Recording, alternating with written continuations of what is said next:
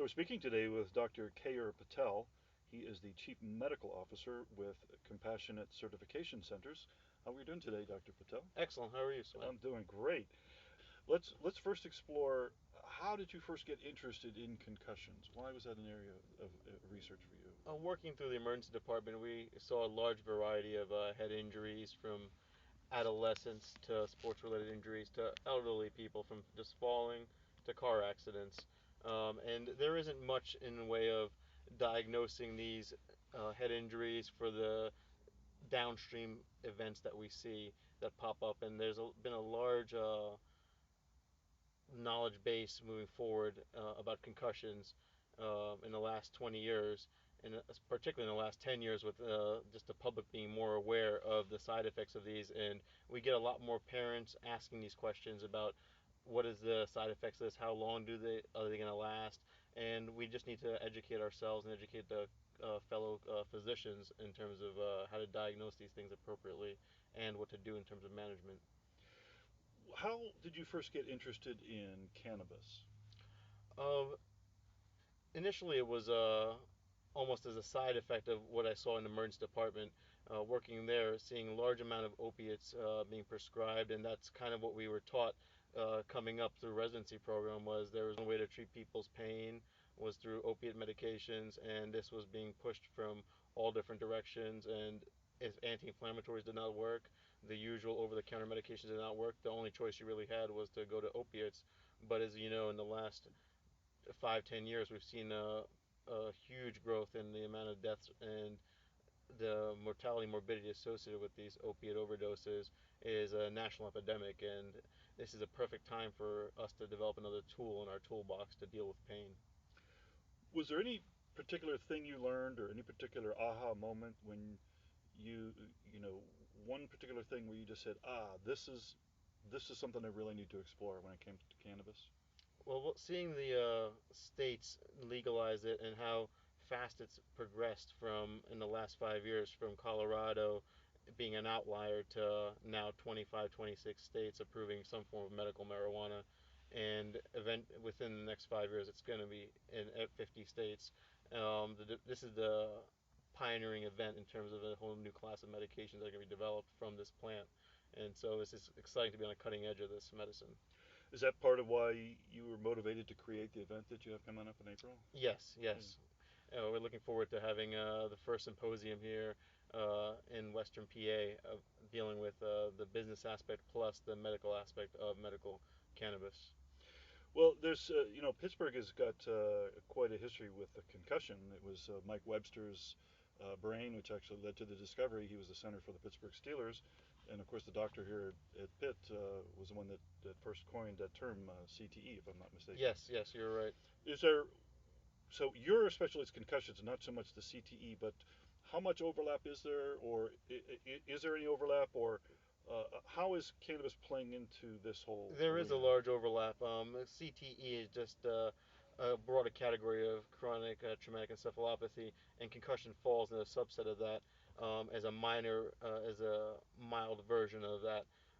What is the relationship between inflammation and cannabis that we know of? Well, we know that when people undergo a concussion, their neurotransmitter pathways are disrupted. They're thrown off.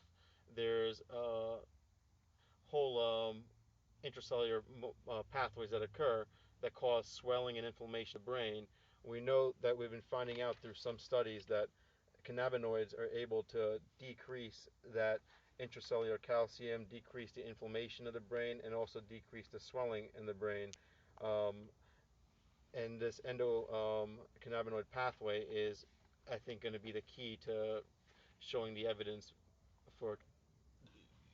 So where we are right now is really at the infant stage. There's so much more we need to study. Right? Correct.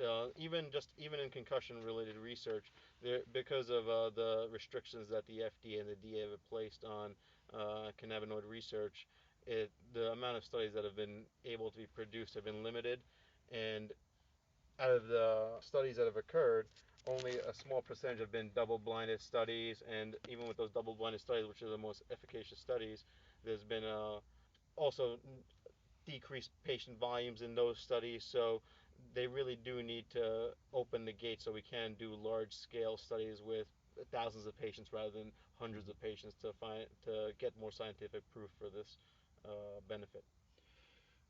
I remember when I interviewed Dr. Donner, your partner in this organization, he said how there's just not enough really efficacious tools to deal with concussions. Do you does it seem like that cannabis shows some promise of being a good tool for this? There is. Knowing that some of the studies that have been produced out there, a lot done by either University of California, San Diego has done some studies, and also Canadian Medical Association has done some studies that have shown significant improvement with traumatic brain injury in terms of reducing that inflammation and protecting the brain. And secondary to that, some of the symptoms we see with concussions, including not only are the biggest complaints headaches and the dizziness, but we also see photophobia, light sensitivity, people's moods. We see emotional lability, people's moods up and down.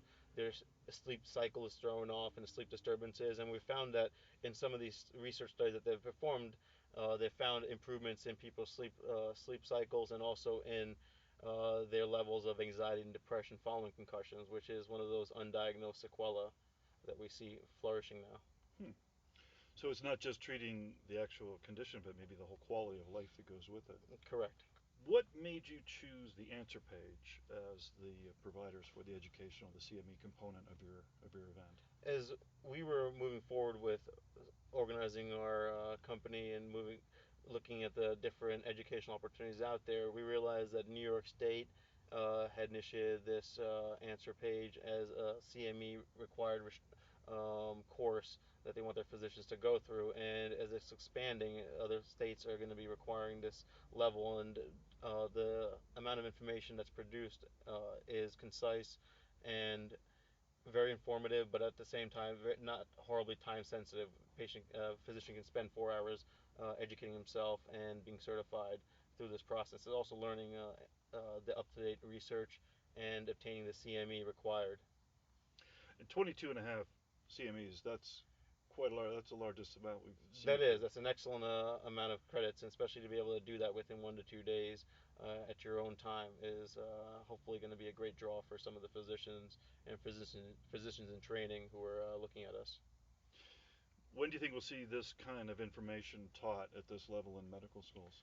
Um, the pace that I've seen moving forward in the last 5 to 10 years, I would have told you 20 years down the line 2 years ago, but now I think within 5 to 10 years, medical schools will have caught up and the research should flourish on this. And once the research flourishes, the medical community will follow behind.